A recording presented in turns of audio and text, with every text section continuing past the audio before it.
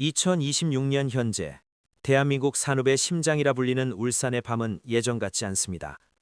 수십 년간 꺼지지 않는 불야성을 이루며 한국 경제의 고도 성장을 견인했던 현대자동차 울산 공장의 거대한 신뢰 뒤로 차가운 정적이 내려앉고 있습니다.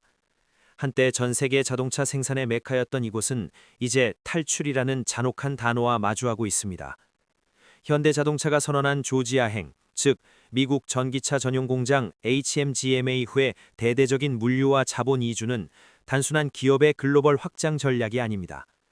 이는 대한민국 제조업의 근간이 송두리째 뿌리 뽑히고 있다는 강력한 경고음이자 한미동맹이라는 고귀한 가치 아래 품겨진 냉혹한 경제적 배신을 의미합니다. 수만 명의 노동자가 땀 흘리던 도크와 라인은 비어가고 그 빈자리를 메우는 것은 공동화, 즉 헐로잉 아웃이라는 실체가 불분명한 공포입니다.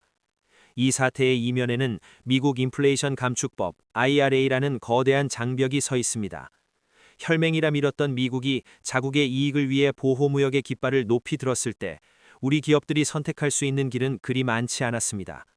한국 땅에서 차를 만들어 수출하면 보조금 혜택에서 제외되고 가격 경쟁력을 상실하게 되는 구조, 즉 앉아서 고사하느냐 아니면 고국을 등지고 떠나느냐의 극단적인 갈림길에 선 것입니다.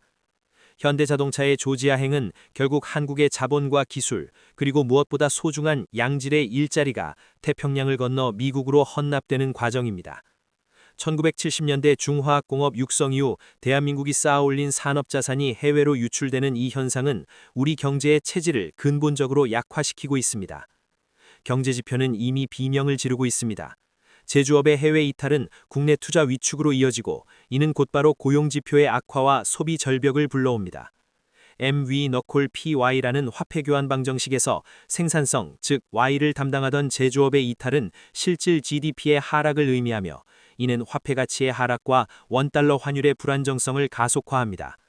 국가 신용도를 나타내는 CDS 프리미엄은 미세하게 요동치기 시작했고 시장은 과연 한국이 제조업 없는 선진국으로 살아남을 수 있을지에 대해 강한 의구심을 던지고 있습니다. 동맹이라는 이름 뒤에 감춰진 도덕적 타락, 즉 자국의 이익을 위해 동맹국의 핵심 산업을 빨아들이는 거대 패권국의 논리 앞에 대한민국 경제는 지금 벼랑 끝에 서 있습니다. 오늘 우리는 이 거대한 이주의 시작이 우리 개인의 삶과 지갑, 그리고 대한민국의 미래 지도를 어떻게 바꿔놓을지 그 잔혹한 진실을 추적해보려 합니다. 울산의 거리에서 만난 상인들과 협력업체 직원들의 얼굴에는 짙은 그늘이 드리워져 있습니다. 현대자동차가 조지아로 떠난다는 것은 단순히 완성차 조립 라인 하나가 이동하는 문제가 아닙니다. 자동차 한 대를 만들기 위해 필요한 3만 개의 부품, 그리고 그 부품을 공급하는 수천 개의 중소협력업체가 연쇄적으로 붕괴될 위험에 처했음을 의미합니다.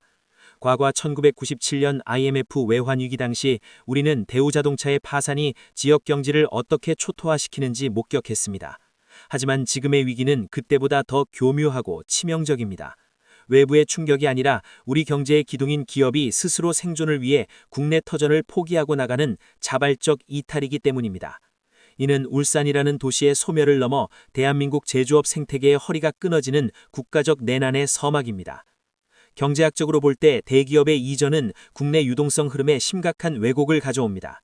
기업이 국내에서 벌어들인 수익을 다시 국내 설비 투자와 고용에 사용하지 않고 해외 공장 건설과 운영에 투입하게 되면 국내 자산 시장으로 흘러들어와야 할 자본의 맥이 끊기게 됩니다. 이는 M이 존재하더라도 V, 즉 화폐 유통 속도가 급격히 둔화되는 현상을 초래합니다. 돈이 돌지 않는 경제, 즉 저성장의 늪이 깊어지는 것입니다.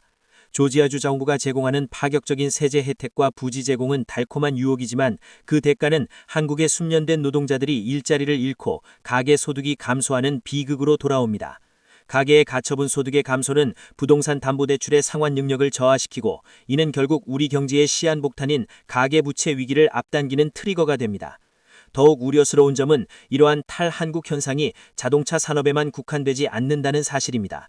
반도체, 배터리 등 대한민국의 미래를 책임질 핵심 전략 산업들이 줄줄이 미국의 보조금과 자국 우선주의 폴리시에 밀려 해외로 공장을 옮기고 있습니다. 이는 1980년대 일본이 겪었던 엔화 불황과 제조업 공동화 현상을 떠올리게 합니다. 당시 일본은 기술력을 과신하며 해외 이전을 가속화했으나 결국 국내 산업의 공동화로 인해 잃어버린 30년이라는 장기 침체의 터널로 진입했습니다. 대한민국 역시 지금 그 위험한 길의 입구에 서 있습니다. 동맹이라는 명분 하에 진행되는 미국의 자국 중심 공급망 재편은 역설적으로 한국 경제의 엔진을 끄떡이는 결과로 이어지고 있습니다. 도덕적 타락이라 비판받는 이 냉혹한 자본의 논리 속에서 우리 시민들은 자신들의 삶의 터전이 무너져 내리는 것을 속수무책으로 지켜봐야만 하는 상황입니다. 미국 조지아주의 광활한 대지에 현대차의 HMGMA가 그 위용을 드러낼 때 울산의 협력업체 단지는 거대한 공동묘지로 변해가고 있습니다. 경제학에서는 승수효과, 즉 멀티플라이어 이펙트라는 개념이 있습니다. 한 기업의 투자가 고용과 소비를 유도해 전체 경제 규모를 몇 배로 키우는 현상을 말합니다. 하지만 지금 대한민국이 겪는 것은 그 반대인 역승수 효과입니다. 현대자동차라는 거대한 정점이 빠져나가자 그 아래를 바치던 수만 개의 모세혈관이 동시에 터져나가고 있습니다. 엔진 피스톤을 깎던 공장은 기계를 멈췄고 시트 가죽을 꿰매던 노동자들은 대리운전과 배달업으로 내몰리고 있습니다. 이것은 단순한 산업 구조의 재편이 아니라 대한민국이 수십 년간 쌓아올린 제조업 자본의 침탈입니다. 이러한 현상은 글로벌 금융시장에서 한국 경제를 바라보는 시각을 근본적으로 바꾸고 있습니다. 외국인 투자자들은 기업의 이익이 한국이 아닌 미국에서 발생한다는 사실에 주목합니다. 기업의 주가는 오를지 몰라도 그 이익이 한국 내수 시장으로 환류되지 않는다면 원화의 기초 체력인 펀더멘탈은 약화될 수밖에 없습니다. 이는 원달러 환율의 만성적인 고공행진을 정당화하는 논리가 됩니다. 환율이 오르면 수입 물가가 상승하고 이는 다시 실물 경제의 인플레이션을 자극합니다.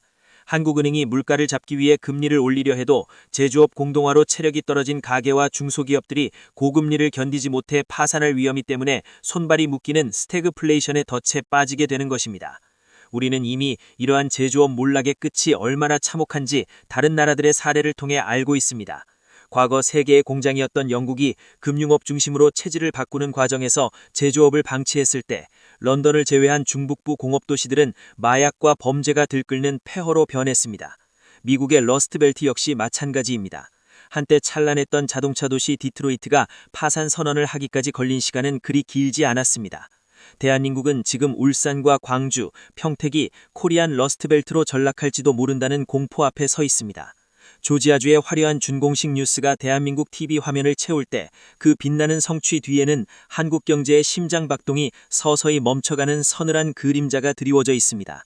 도덕적 동맹이라는 수사 뒤에 감춰진 산업 약탈의 메커니즘은 이렇게 소리 없이 우리 삶의 기반을 무너뜨리고 있습니다.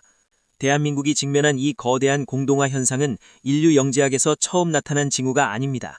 우리는 과거 일본이 겪었던 엔화 불황과 그로 인한 제조업의 대탈출을 반면교사로 삼아야 합니다. 1985년 플라자 합의 이후 엔화 가치가 폭등하자 일본의 대기업들은 생존을 위해 생산기지를 동남아시아와 미국으로 대거 옮겼습니다. 당시 일본 경제는 겉으로는 글로벌화가 성공한 것처럼 보였지만 내부적으로는 산업의 공동화라는 치명적인 내상을 입었습니다. 국내에 숙련된 일자리는 사라지고 젊은이들은 안정적인 제조업 대신 비정규직 서비스업으로 내몰렸습니다. 이것이 바로 일본이 잃어버린 30년이라는 장기 침체의 수렁에 빠진 결정적인 원인 중 하나였습니다. 지금 한국의 대기업들이 조지아로 텍사스로 떠나는 모습은 소름 끼칠 정도로 당시 일본의 전조와 닮았습니다. 미국의 러스트벨트 사례는 더욱 극명한 경고를 전집니다. 한때 전 세계 자동차 생산의 80%를 점유했던 미시간주 디트로이트는 기업들이 인건비가 싼 곳과 규제가 적은 곳으로 떠나기 시작하자 순식간에 몰락했습니다. 공장이 떠난 자리에는 실업과 빈곤 그리고 범죄만이 남았습니다. 2013년 디트로이트가 공식적으로 파산을 선언했을 때 전 세계는 제조업 없는 도시의 비참한 최후를 목격했습니다. 주목해야 할 점은 지금 미국이 조지아의 현대차 공장을 유치하며 환호하는 모습이 과거 자신들이 빼앗겼던 제조업의 패권을 동맹국의 희생을 발판 삼아 다시 가져오려는 스트래티직 탈환이라는 사실입니다. 미국의 부활은 곧 한국 제조업의 황혼을 의미할 수 있다는 냉혹한 제로섬 게임의 논리가 작동하고 있습니다. 이러한 글로벌 사례들은 제조업 이탈이 단순한 장부상의 이동이 아님을 증명합니다. 제조업은 한 나라의 중산층을 형성하는 가장 강력한 엔진입니다. 아르헨티나나 베네수엘라 같은 국가들이 풍부한 자원에도 불구하고 경제 붕괴를 겪은 이유 중 하나는 탄탄한 제조업 기반을 구축하지 못한 채 외부 변수에 취약한 구조를 가졌기 때문입니다. 그리스 역시 제조업 경쟁력을 상실하고 관광업과 서비스업에 의존하다 유럽 금융위기의 파고를 넘지 못했습니다. 대한민국은 지금껏 제조업이라는 방패로 숱한 위기를 버텨왔습니다. 하지만 그 방패의 주인공인 현대자동차가 조지아를 선택하고 그 뒤를 이어 배터리와 반도체 공장들이 줄줄이 태평양을 건너는 순간 우리 경제의 방어력은 급격히 소멸합니다. 백권국의 이기적 정책과 그에 호응하는 기업의 선택이 불러온 이 도덕적 결핍은 결국 한국 땅에 남겨진 이들에게 산업의 겨울을 강요하고 있습니다. 현대자동차의 조지아행은 실물 경제의 타격을 넘어 외환 및 금융시장에 거대한 해이를 일으키는 트리거가 됩니다. 기업이 해외에 대규모 생산기지를 건설하기 위해서는 천문학적인 자본이 필요하며 이는 필연적으로 국내 자산의 해외 유출을 수반합니다. 한국 내 자본이 달러로 치환되어 태평양을 건널 때 외환 시장에서는 원화 매도와 달러 매수 압력이 극대화됩니다. 이는 원달러 환율의 상방 압력을 지속적으로 높이는 결과를 초래합니다. 2026년 지금 우리가 목격하고 있는 원화 약세의 기저에는 단순히 미국과의 금리 차뿐만 아니라 대한민국을 지탱하던 핵심 산업 자본이 탈출하고 있다는 펀더멘털의 훼손이 자리 잡고